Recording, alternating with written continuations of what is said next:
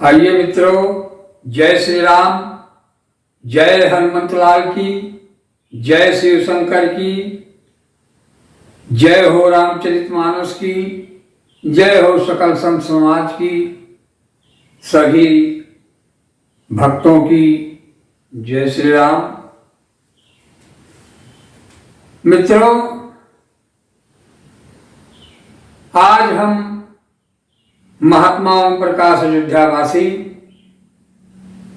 जो कि अयोध्यापुरी के बीकापुर तहसील में ऊपी गांव में रामकुंड सरोवर, जहां भगवान श्री राम पुष्पक विमान से लौटे जब, तो यहीं पर पुष्पक विमान को उतारा और यहाँ से फिर अयोध्यापुरी की तरफ प्रस्थान किया।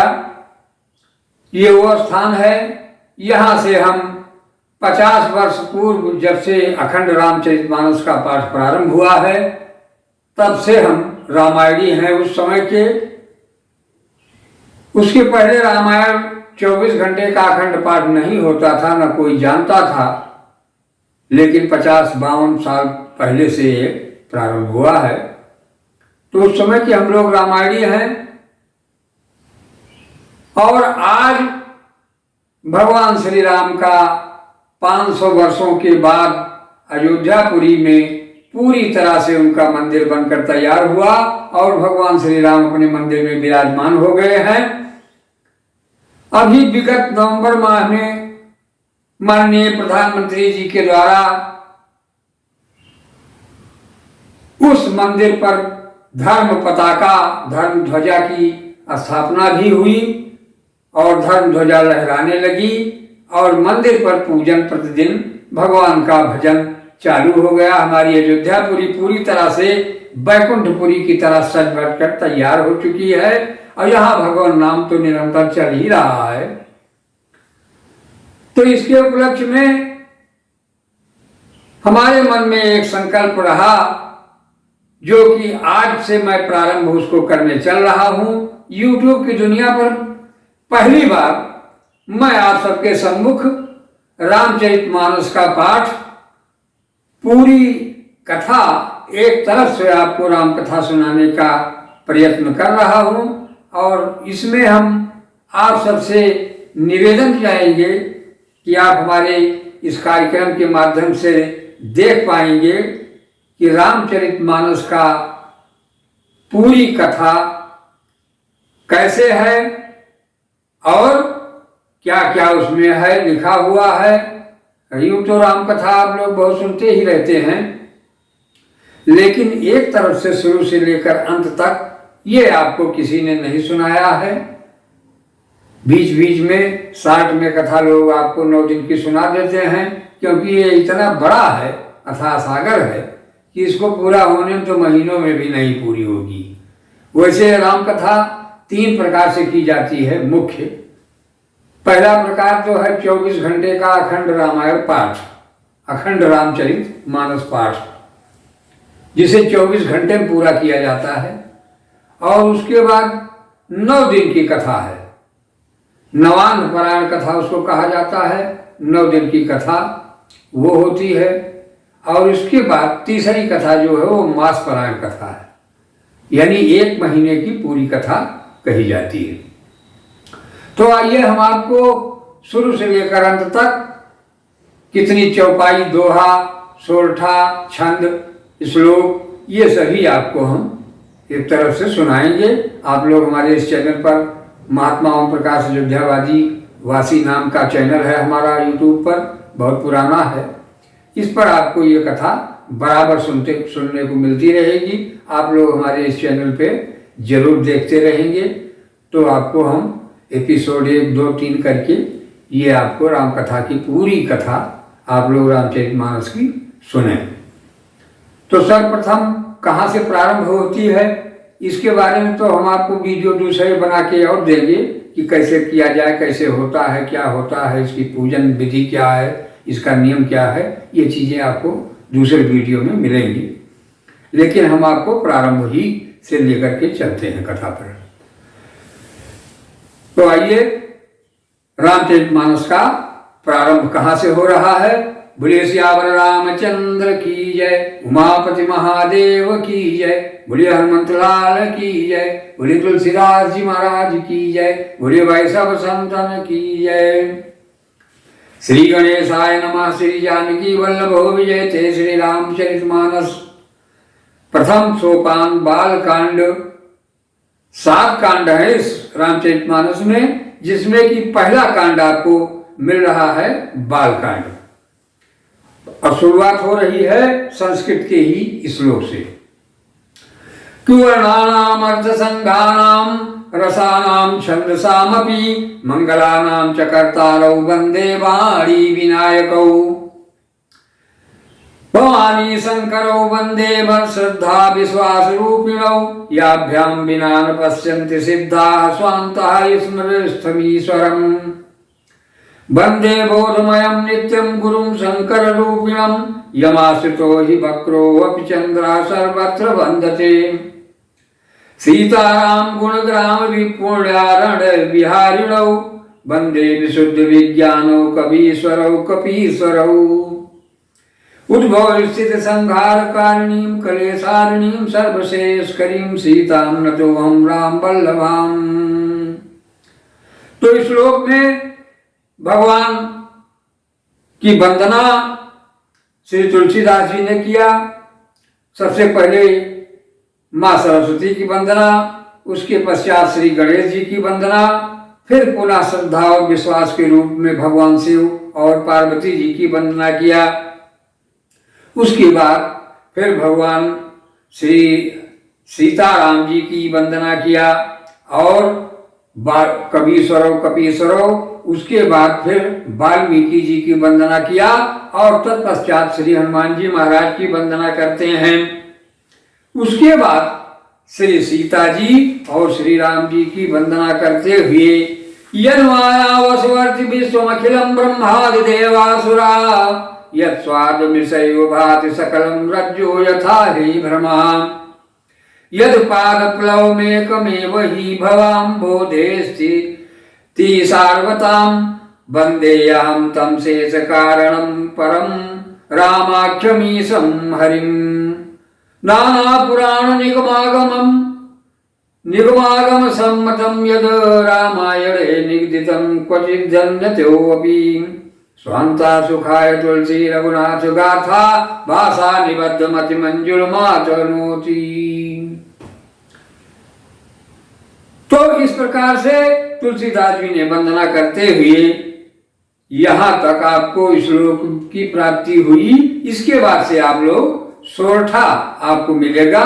सबसे पहले इस श्लोक के बाद सोरठा में क्या है?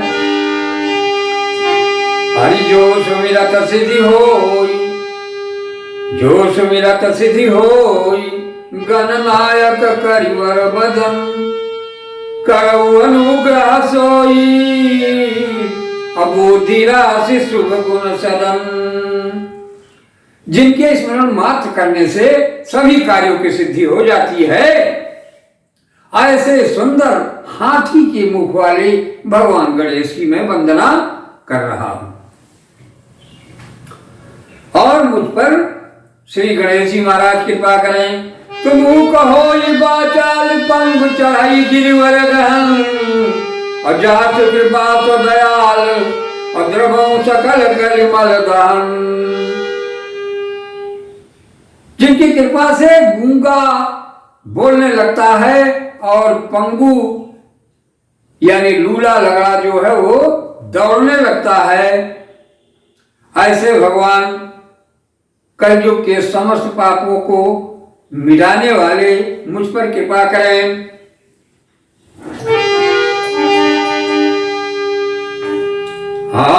नीर सरोरुह श्याम तरुण अरुण बारिज नयन करौ तुम मौर धाम सदा क्षीर सागर सन। जो भगवान शिव भगवान श्री हरि विष्णु जी जो कि क्षीर सागर में शयन करते हैं, वो मुझ पर कृपा करें और मेरे हृदय में निवास करें। अरे कुंद इंदु समझे उमार मन करना अयन, जाय दीन परने करहु कृपा मर्दन अयन। जिनका कुंद के समान यानी चंद्रमा के समान गौर शरीर है, महादेव जी गौर वर्ण में है, वो पार्वती जी के प्रियतम हैं और दया के धाम हैं, जिनका दीनों पर स्नेह है, गरीबों पर प्रेम है और कामदेव का मर्दन करने वाले हैं। वे शंकर जी मुझ पर कृपा करें। गुरुपद कंज कृपा सिंधु नर रूप हरि, महामोहतम पुंज जासु बचन रवि कर निकर। मैं उन गुरु महाराज के चरण कमलों की वंदना करता हूं जो कृपा सिंधु के समुद्र और नर रूप में हरि ही हैं, जिनके महामोह रूपी अंधकार के नाश करने के लिए सूर्य की किरणों के समान हैं। ऐसे गुरु महाराज की मैं वंदना करता हूं। तो यहां तक आपने सुना, ये सोरठा रहा। अब आगे आपको यहां से सबसे पहली रामायण की चौपाई प्रारंभ में मिल रही है और इसमें क्या कहा गया है देखें। हरि वंदन गुरुपद पदुम परागा,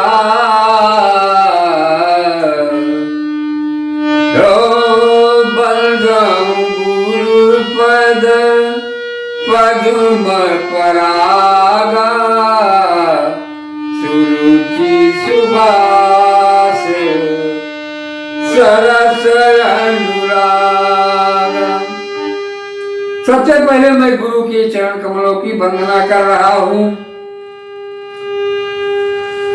आमिये मूरी मैं चूरन चारू, समन सकल भव रुज परिवार। वो अमर मूल यानी संजीवनी जड़ी का चूर्ण है जो संपूर्ण भवरोगों का नाश करने वाला है। तो सुकृत संभुतम विमल विभूति, मंजुल मंगल मोद प्रसूति, जनमल मंजु मुकुर मल हरणी, किए तिलक गुण गण बस करनी। श्री गुरना का पद मणि गण ज्योति, सुमिरा तदीव्य दृष्टि होती। दलन रोग दलन मोह तम सोस प्रकाश, बढ़िया भागे उर आवई जासु।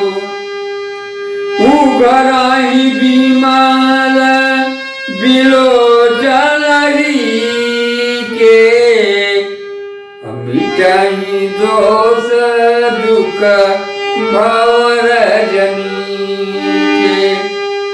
असुझाही राम चरित मणि मानिक, गुप्त प्रगट जहाँ जो जही खानिक। इस प्रकार इस चौपाई में जो रामायण की आपको पहली चौपाई थी शुरुआत में, अब पहले दोहे पर आप चलेंगे। यहां से दोहा प्रारंभ होगा। तो यहां पर वंदना ही किया गया है। तो जथा तुअंजन अंजिदिग साधक सिद्ध सुजान, कौतुक देखत शैल बन भूतल भूरि निधान।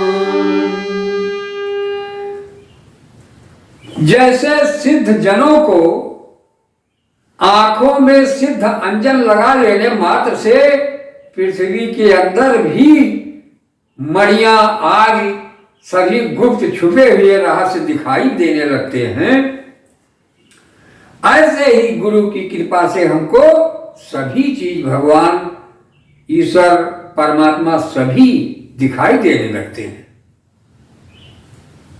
क्योंकि ये बिना गुरु की कृपा से नहीं होता है।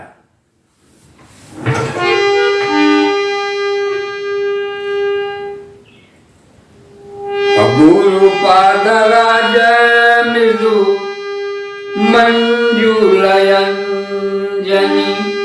नयन यमीय दृग दोष विभंजन, त्याहि कर विमल विवेक विलोचन,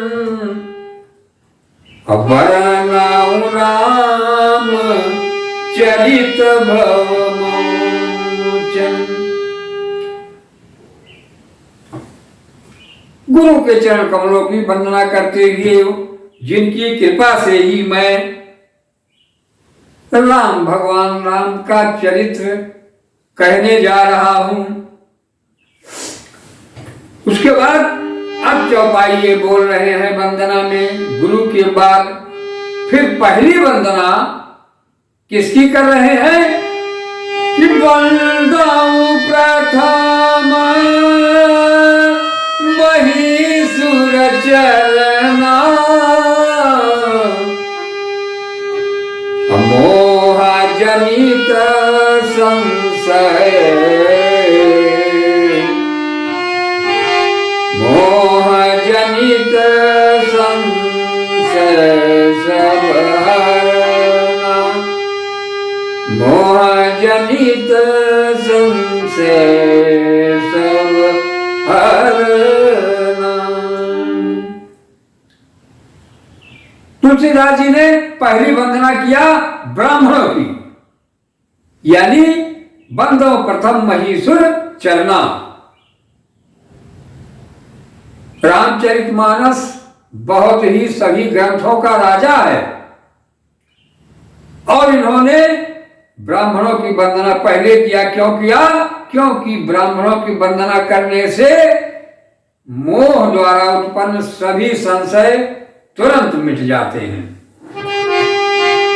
हरि बंदाऊं प्रथम महीसुर चरना, मोह जनित संशय सब हरना, असुजन समाज सकल गुण खानी, करहूं प्रणाम सप्रेम सुभानी।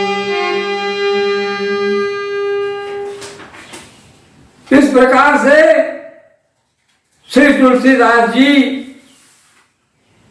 संत समाज की वंदना किए।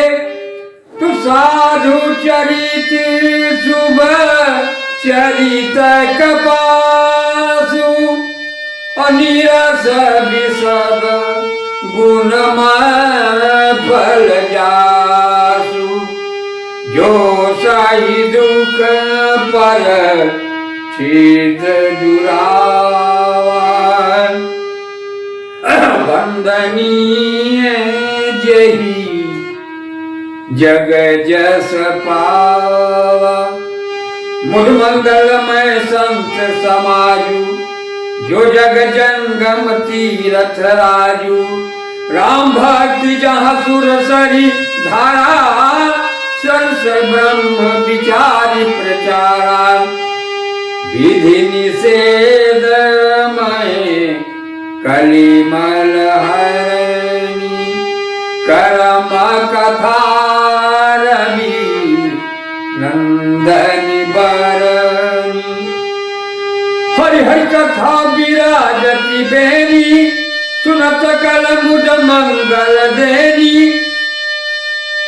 अवट विश्वास अटल निज धर्मं तीरथ राज समाज सुकर्मा सबनि सुलभ सब दिन सब देशा सेवत साधन समन कलेशा अकथय अलौकिक तीरथ राउ अदेई सत्य फल प्रगट प्रभाव।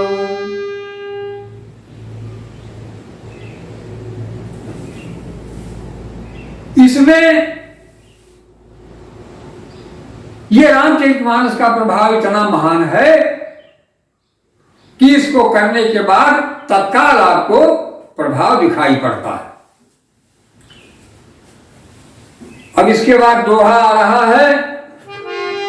इतनी आपको चौपाइयां पहली मिली हैं तो सुनी समझाई जन मुदित मन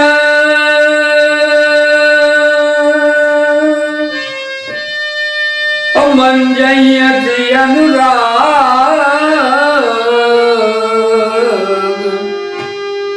लहाई चारि फल अछत तनु साधु साधु समाज प्रयाग साधु समाज प्रयाग सियावर रामचंद्र की जय उमापति महादेव की जय बोलो भाई सब संतन की जय। तो मित्रों ये राम कथा तीर्थराज प्रयाग की तरह फल देने वाली है और जो प्रेम से इसको समझते हैं और गोते लगाते हैं उनको ये शरीर रहते ही चारों पदार्थ यानी धर्म अर्थ काम मोक्ष सभी प्राप्त हो जाते हैं, जो कि चारों पदार्थों का गढ़ आपको बताया गया है तीर्थराज प्रयाग। वहां पर चारों पदार्थ की खान भरी हुई है। लेकिन वहां के अलावा रामचरितमानस का हमने केवल पाठ कर लिया, 7 या 5 चौपाई का पाठ कर लिया तो हमको वो तीर्थराज प्रयाग का पूर्ण फल मिल गया और भगवान श्री रामचंद्र जी की कृपा हो गई और सभी क्लेश सभी दुख हमारे मिट जाते हैं। तो मित्रों आप सभी हमारे इस रामचरितमानस पाठ राम कथा शुरू से आखिरी तक की अवधि भाषा में जो सुन रहे हैं, आपको कैसा लगा हमें कमेंट के माध्यम से अपने विचार बताएं जरूर और हमारे इस चैनल पर जरूर जुड़े रहें और अधिक से अधिक शेयर भी करें, लाइक भी करें, जिससे ज़्यादा से ज़्यादा लोग घर बैठे ही रामचरितमानस के इस राम कथा का पूरी एक तरफ से पूरे का लाभ पा सकें घर बैठे ही और उन्हें उनके सारे कलयुग के कलेश समाप्त हों। और आप कैसा लगा वीडियो हमारा आप हमको जरूर बताएं। इसके आगे की कथा आपको अगले भाग में हम देते रहेंगे। आप लोग नियमित श्रोता बने रहें और सुनते रहें। धन्यवाद मित्रों।